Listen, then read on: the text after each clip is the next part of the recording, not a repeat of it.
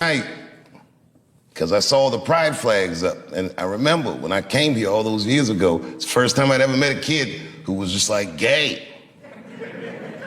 And was never strange to us. Their sexuality or their gender identity was the least remarkable thing about a person that could dance as well as Roger Bellamy or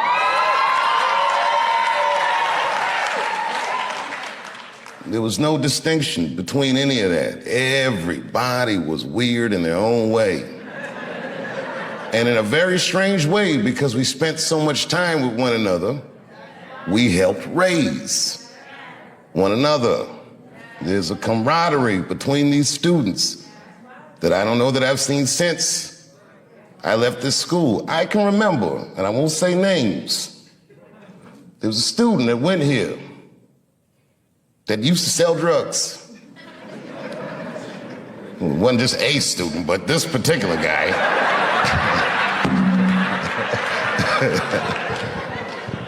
This particular guy did the cardinal no-no on the streets. He did what they call not making your roll, which meant that he got some drugs on consignment and he didn't pay whoever gave him the drugs back. And whoever gave him those drugs had declared, "I'm gonna come to that school and I'm gonna kill you," he said. And my man was scared. And the word got around school that the goons was coming. And by the time the goons showed up, every dude that went to this school, gay, straight, whatever the fuck, was all standing out front. They said, "You'll have to kill all of us." And who was in front of all of them? Roger Bellamy with some leg warmers on like this.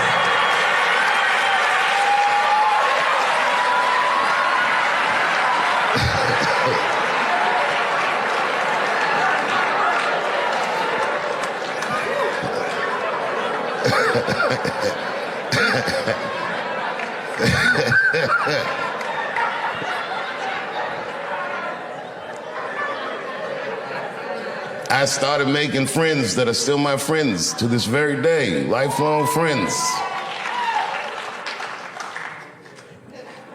As I get older, I appreciate my teachers more and more. But to tell you the truth, I appreciated them then. Teacher salary is, not necessarily what it should be. And when I think about that, juxtaposed to the dedication that the teachers, the time they would spend to me, the way they would notice, "Are you okay? Is everything all right? You look sad today." Any little thing, like a family member would. And they fostered an environment of almost absolute trust, like your parents. There's 2 lectures that I got at school that changed the way I do comedy, that turned a light switch on.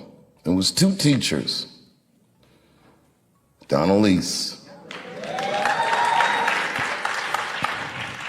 Donald Lease, may he rest in peace. Maybe one of the single best educators that I've ever met in my life. He had a demeanor about himself that demanded excellence from his students. He would tell us incredible stories that I didn't believe. He claimed in one class, the song "Killing Them Softly" was about him. I was like, "Nah, nigga, not you." He told me he knew Donny Hathaway and Roberta Flack and all these people, these DC legends. He's a humble man, but he really demanded excellence. And he gave us a lecture once on a concept called polarization. Polarization meaning the idea that if you can make everybody look at the same thing at the same time, that their rational mind will decrease and their emotional response will increase. He said that's how audiences work. That's how mobs work. That's how you make a person lose themselves in the crowd. I got it. As he was saying this, he would hold a staple in his hand. It was a good lecture. He said, "Everyone focus on the staple." And then he would explain to us what polarization is as we're all looking at the staple. And then he'd scream, "Ha!" And everyone would jump, "Oh." And he said, "What you scared of?" "Oh, shit, that works." And ever since he did that lecture, I listened in his class intently. He was one of the only guys that I would always get straight A's from because I worked very hard, not to get his approval, but to avoid his disapproval. When we were coming up, they had a thing called juries. I don't know, do they still do juries? Juries is when all the department heads give you a piece to work on and they sit there and they make you perform the piece, and the criticism is brutal. We were kids. We didn't understand that they were preparing us for a hard world ahead. If you wanted a profession in art, they would tear us to shreds. The stress of a jury, and man, I never practiced. Because I didn't want to act.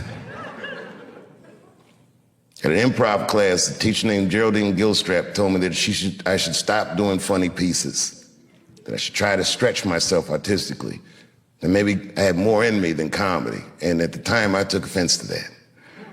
So because she said that, after school that very night, I went to the comedy club. For the first time, I signed the list, and I waited, and I got on, and I killed it.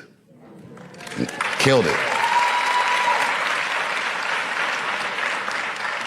Must have been 35 years ago, night after night, I killed it. I'd show up with a bag of tricks that I learned at school, and I would dominate adults on a regular basis. Couldn't wait to get out of DC.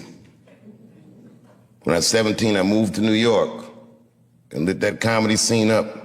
I was obviously talented. You'll hear stories about people saying that I discovered Dave Chappelle. That's like saying you discovered sunshine.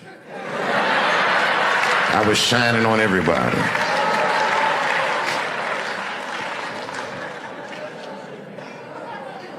And when I got in that professional world, I was oddly prepared. I had a sense of professionalism. I showed up on time. I did the things that I learned in school to do, just the basics. My career didn't have any direction because I was still so young. And that didn't change for many years. It didn't change until my girlfriend at the time, now my wife, told me she was pregnant. And I was like, you know what? I should really start taking this seriously. When she told me that, before the baby was born, I had done my first HBO special, and then I went to work on a sketch comedy show idea I had, and Chappelle show came out when my son was still maybe 18 months years old. And I bet on myself. I took less money. I remember that, so I could do what I wanted to do. I said, you don't have to pay me that much, but you can't ever tell me that I can't do what I want to do. I did the first season, I'll tell you, for $300,000. Which sounds like a lot of money, but.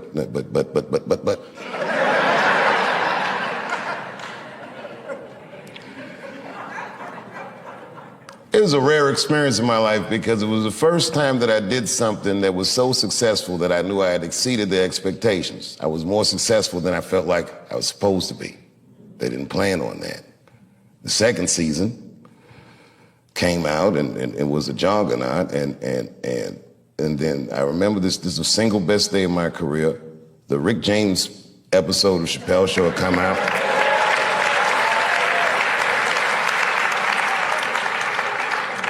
People were going crazy about the Rick James episode. At the same time, the DVD for season 1 of Chappelle Show dropped. It was the first time any television show had ever been sold off air, and it sold 1 million copies in the first day. It was unheard of.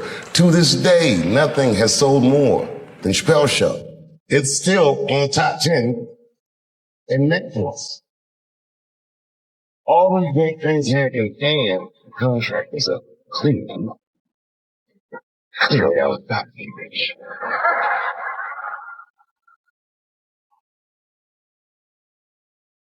I'll stay on the details of why it didn't work out. But it didn't work out. I ended up being something no one had ever seen before, including myself. Most of the place, the only other guys that done it. It was something that was popular, and yet very topical. Lucky for me, when I quit, I went to Africa. So there was a media storm that I didn't hear. By the time I got back, everyone was looking at me crazy. That was a very difficult decision to make. The entire world told me I was crazy, but I was sure I was being true to myself and to something that I learned at Ellington.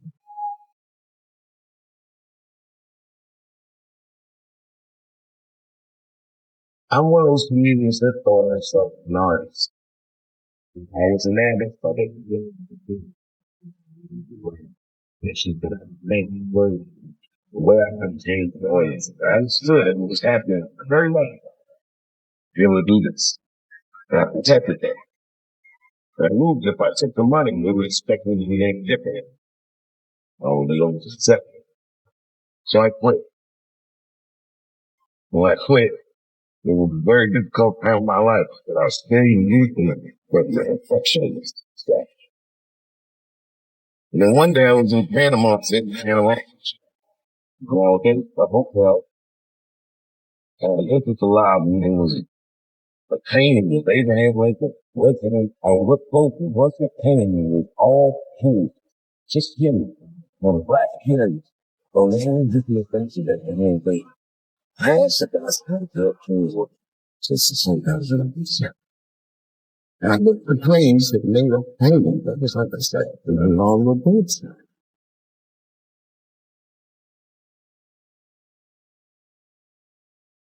Light bulb went in my head. I realized valuable. Some of the biggest wars and crimes and scams in history to find that depth of art. Art is a powerful commodity. An artist, if you're good at it, should never behave as a commodity. That's a tough one.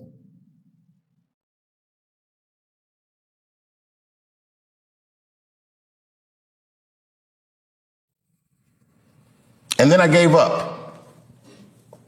I said, this is probably it. I accepted the fact that the career I thought I was going to have was over, but I started to rediscover just my art for its own sake.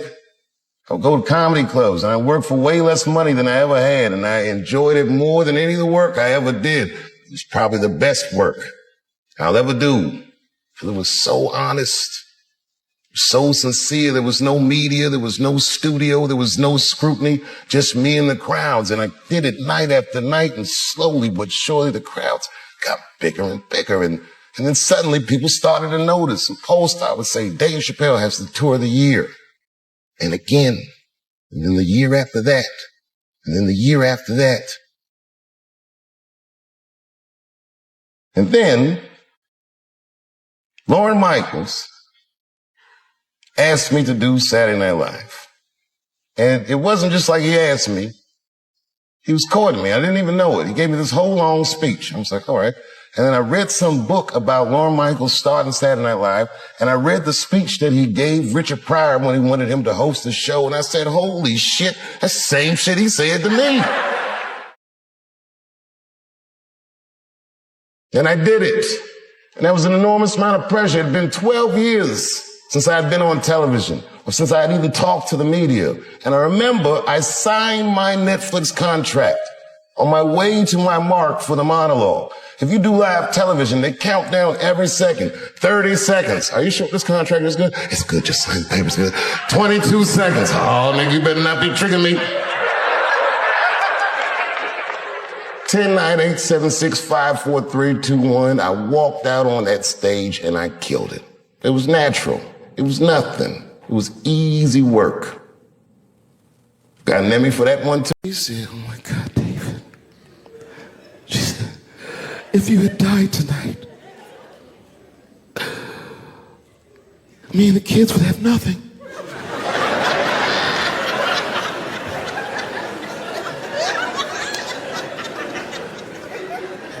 Then I knew it was serious. So I sat down on the bed next to her. And I reached in my pocket, I pulled some keys out that she had never seen before. She said, oh, what are those keys? gently placed them in her hands. I said, sweetheart, those are the keys to my safe deposit box. God forbid anything ever happen to me. But if it does, don't even worry about it. You and the kids have everything you need in that box. I've already taken care of it. And she was looking at them keys, and I could see her mind realize what we were actually talking about. And then she just started crying harder. And to be honest with you, that made me cry a little bit too. And we hugged each other real tight.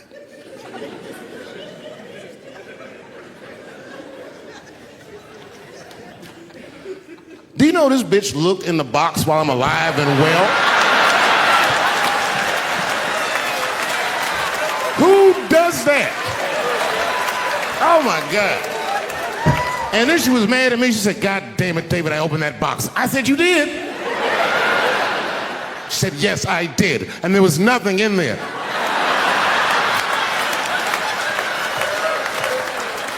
I said, nothing? Oh. She said, nothing except your stupid joke book. I said, whoosh. I said, well, sweetie, look. If you tell those jokes exactly how they're written, you and the kids should be fine. They're really good jokes.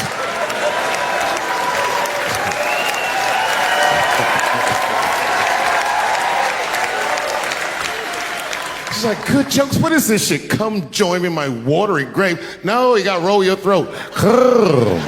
Join me in my watery grave.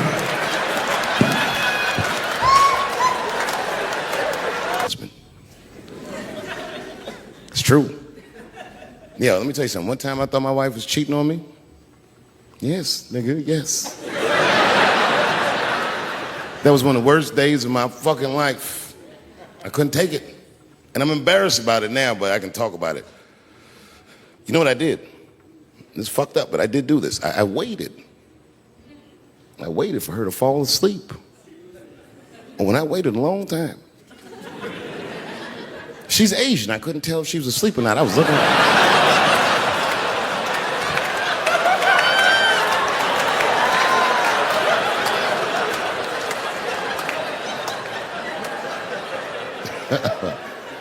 And when I was sure she was asleep, you know what I did?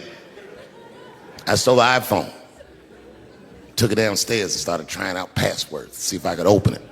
I couldn't figure out the password. Then I remembered it's iPhone. This shit has facial recognition. I was just like, oh. And that shit opened right up.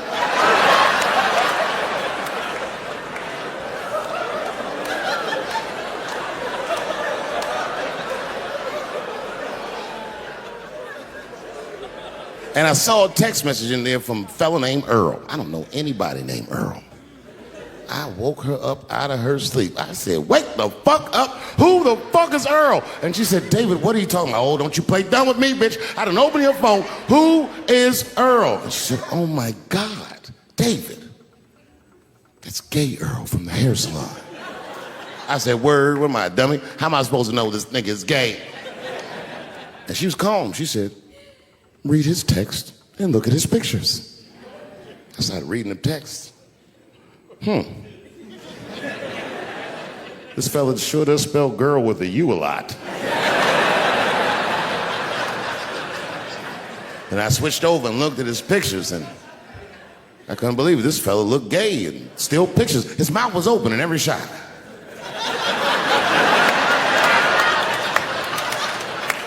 And then I knew she was telling the truth. And then I felt like dumb. I said, I'm sorry. I'm sorry. Okay, I'm sorry. Here, take your phone. I'm sorry, just go back to sleep. I am sorry. I guess I just been insecure because all this cheating I've been doing. Good night.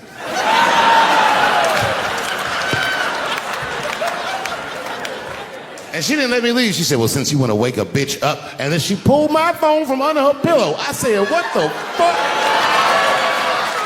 She said, who is this bitch in this picture? I said, how'd you open that phone? She said, it was easy, nigga. All I had to do was mash my nose and go like this, and it opened right up. I said, what the fuck?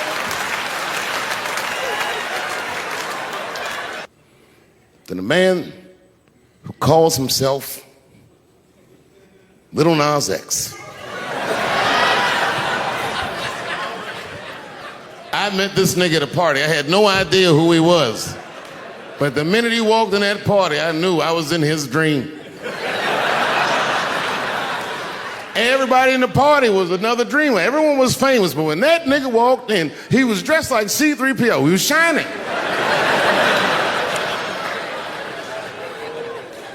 And everyone was like, oh my God, there he is. That's Lil Nas X. I didn't know who he was. And for some reason, out of all them dreamers, he walked right up to me. And he said, I tried to get you in my video. I didn't know what the fuck he was talking about. I said, what? I said, what? What video? And he just looked at me like, you know what video, and walked away. And I watched him walk away. I said, man, this nigga's having a very powerful dream.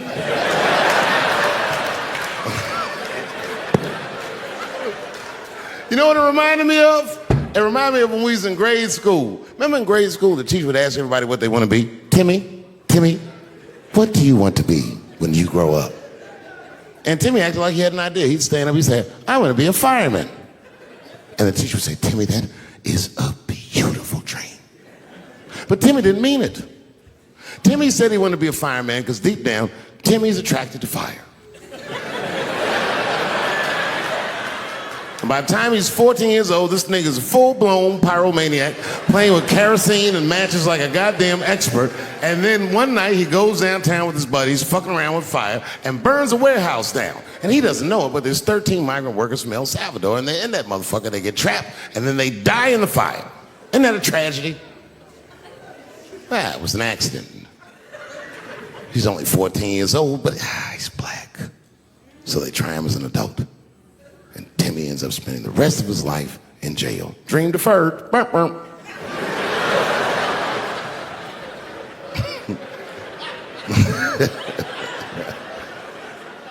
What about you, Billy? Billy, what do you want to be when you grow up? And Billy stands up and he says, I want to be president of the United States. And the teacher says, oh my God, Billy, that is a wonderful dream. And Billy means that shit. Billy does everything right. That motherfucker gets his grades up. He joins student government. He even does extracurricular activities like show choir just to make his resume look good. He's on track to be president, but junior year he wipes. When he's 16, he gets his girlfriend pregnant and has to drop out of high school to make ends meet. But lucky for him, the local Walmart's hiring. By the time he's 20 years old, this motherfucker makes assistant manager at Walmart. He's the youngest one in the district. He says, oh my God, if I can keep this up for 4 more years, I could be a manager. And if I can keep this up for 6 more years after that, I could even be a regional manager and have as many as 3 Walmarts under my control. And he's a big picture guy. He sees where this path is going, so he kills himself.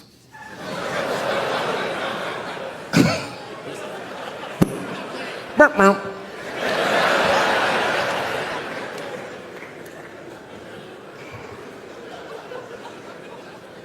Well, what about you? What do you want to be when you grow up? I don't want to say, because I don't want the other kids to laugh at me. Who cares if they laugh? Your dream is yours. Own your dream so they can come true. Say it loud and proud.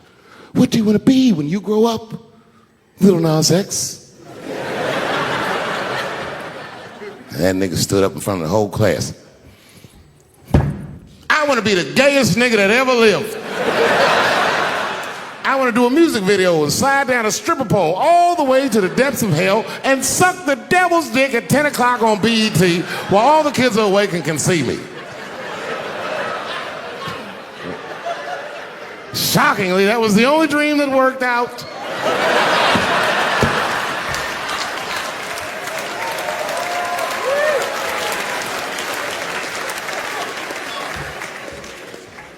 That's why I'm here tonight in the city where I built the dreams that I live. Because I wanted to tell you all that they came true. And I wanted to thank you all for making the man that I am today.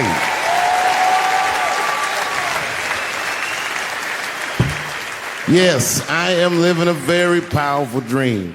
Every time I come to this city and I stand in front of you, I realize that, my God, man, this is not my dream of discovered sunshine. I was shining on everybody.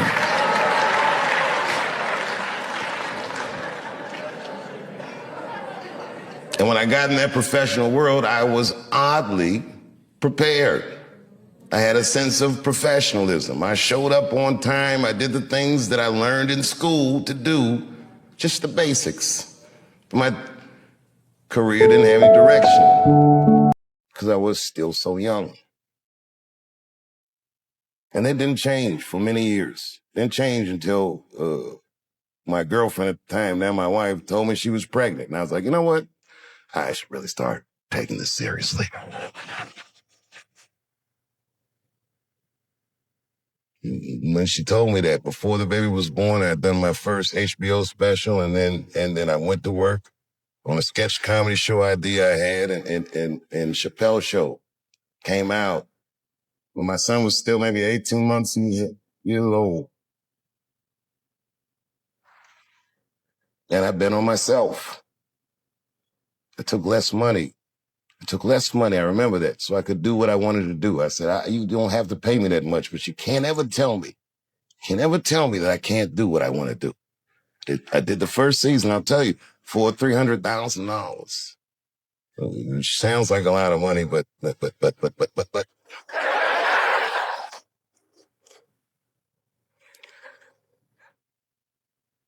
It was a rare experience in my life because it was the first time that I did something that was so successful that I knew I had exceeded their expectations. I was more successful than I felt like I was supposed to be. They didn't plan on that. The second season came out and was a juggernaut, and then I remember this is the single best day of my career. The Rick James episode of Chappelle Show had come out.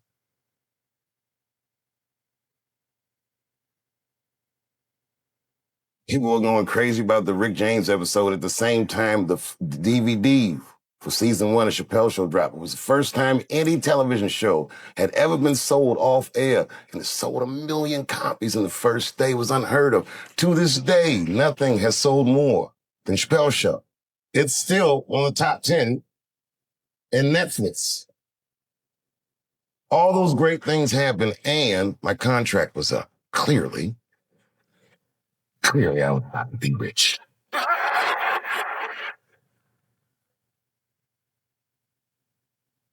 I'll stay on the details of why it didn't work out. I ended up doing something with no one had ever seen before. Who am I say? Maybe Kent is the only other guy that I've seen do this, where you just quit something that was popular, then you had the very top of it. Lucky for me, when I quit, I won't be having on media stuff, but I didn't care. By the time I got back, everyone was looking at crazy. That was a very difficult decision to make. The entire world told me I was crazy, but I was sure. I was being true to myself and to something that I heard at Ellington.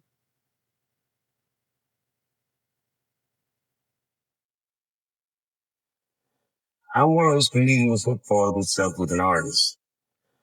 I was enamored by what the knowledge knew. It was like pictures that I could paint, words, way I could engage the audience. I understood that's what was happening. I was very lucky to be able to do this. I protected that kid. But I knew that if I took the money, they would expect me to behave there, and I wasn't willing to accept that. Going quick.